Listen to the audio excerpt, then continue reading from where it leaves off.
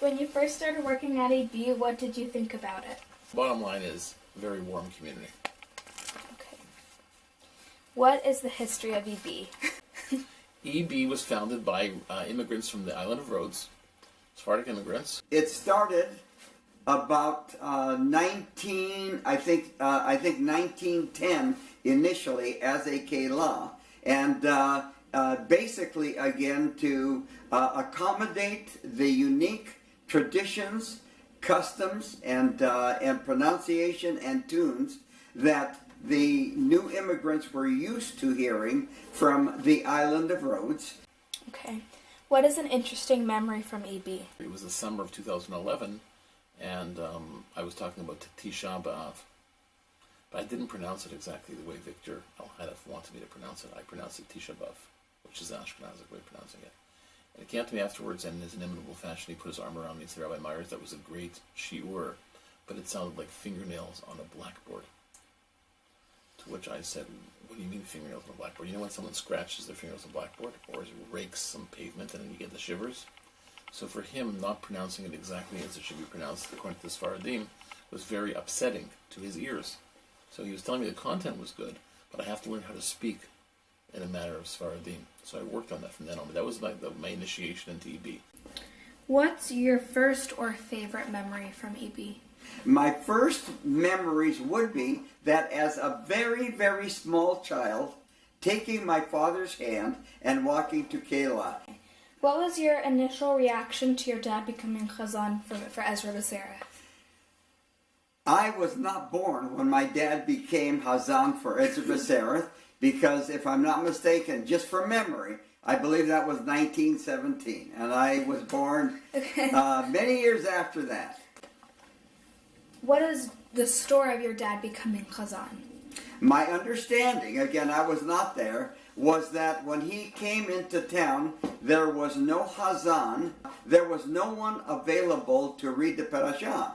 And my father indicated that he was very familiar with reading parashah, and that would not be a problem for him. So they retained him. How has the congregation changed from when it first started?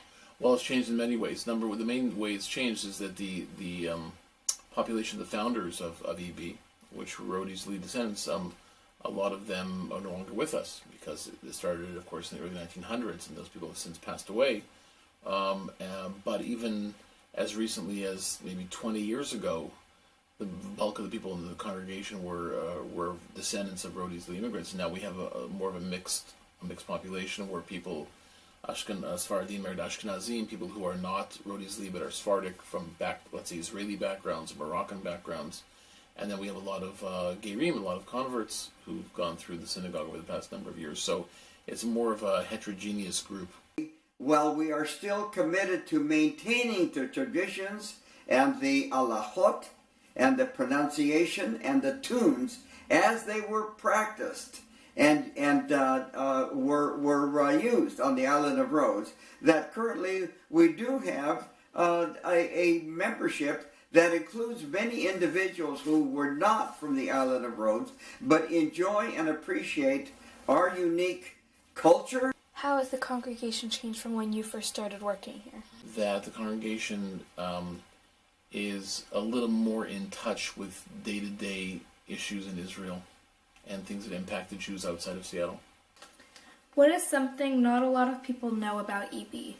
That I truly think that we are the warmest, the friendliest keilah around. But I think that people don't appreciate the degree to which work is done on a day-to-day basis behind the scenes. Okay. What do you think about this quote? The more you know about the past, the better you are prepared for the future. I think it's very true. The Torah says, "Zachor yemot olam," remember the days of past. Binu shnot dor vador, contemplate what happened over generations. Shalavich v'yagercha zekinecha v'yamru lach. Ask your elders, and they'll tell you, and your father, and he'll tell you, and your elders, and they will explain to you. Meaning, you can't possibly understand who you are unless you understand the past.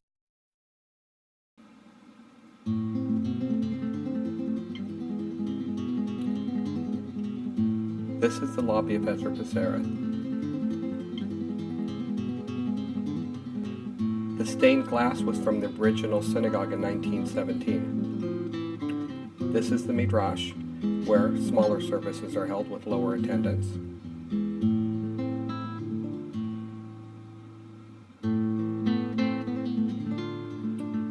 The lights are the memorial plaques. This is the main sanctuary.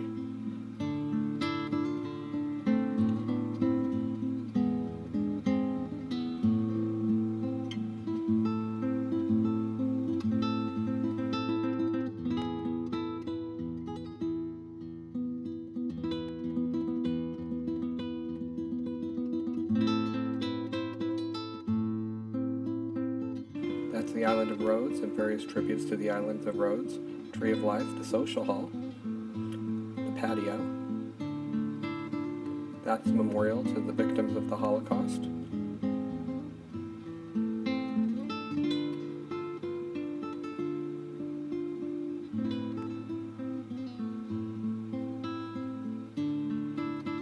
That mosaic is based on the style of the tiles on the floor in the Island of Rhodes synagogue. These are photos of historic nature from the synagogue.